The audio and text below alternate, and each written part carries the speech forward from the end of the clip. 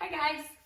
All right, welcome to Sports Quick Tips for Sports Yoga, working your mind, your body, and your sports.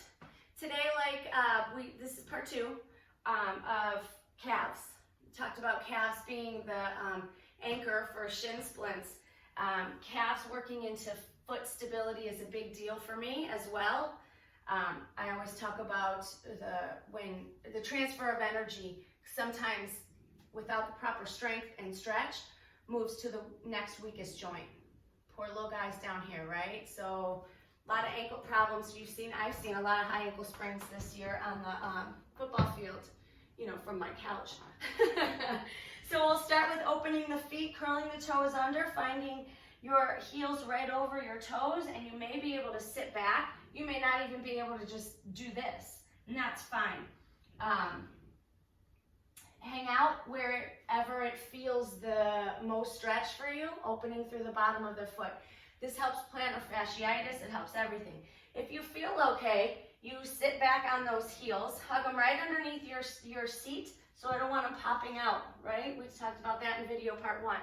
And then you can even start to take some weight back. Move a little bit more weight back. Is it intense? Heck yeah. But my guess is your sport and your training are intense as well. So taking care of the only piece of equipment you cannot return is better. So to counter that, I always point my toes and then kind of tap on the tops of my feet just to wake up the tops of my feet. And then again, sitting back on your toes. Some of you guys won't be able, and I don't say guys, I mean guys and gals, won't be able to put the top of the ankle down. If that's the case, roll up like a towel or something and tuck it underneath there so you have the support underneath. And then you'll sit here and open through the top of your feet. When you get to that spot, see if you can pull your pinky toes apart from the rest of you. It feels weird, okay? But it's all good. So hanging out here, opening through the shins. Right here is a big shin opener because it's the top of the foot.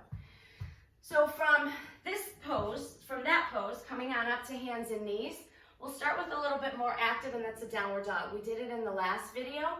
We're just going to repeat the same things in downward dog. So you'll meet me in a high plank from here. Remember, that's the ideal starting position for your downward dog. Lift your hips up this time, no bend of your knees. Lift your hips up. Push your chest towards your thighs. Lift your arm bones so you take the pressure off of your shoulders. Now you can work through your feet. Lift both heels.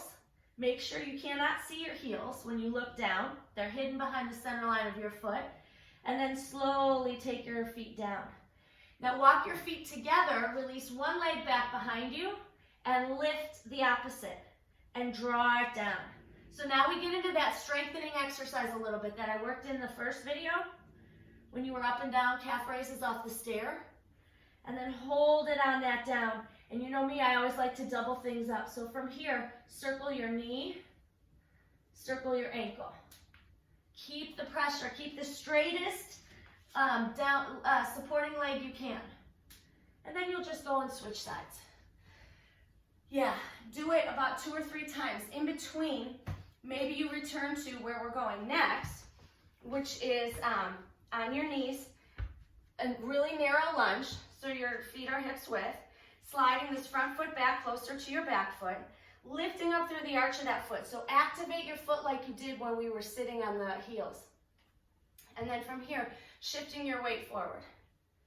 You're going to shift that weight forward. You're going to feel a little pull. It reaches a little bit different of a place.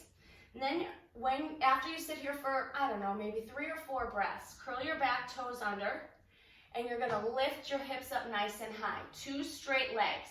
You may need, so I like, people call a block an arm extension, right? So maybe your arm doesn't reach the ground, so you may need a block for your arm extension. So from here, making sure your hips are square, bend your back knee, lift your front toes, and drag your heel towards the back of the mat. Sit deep. This is also balance.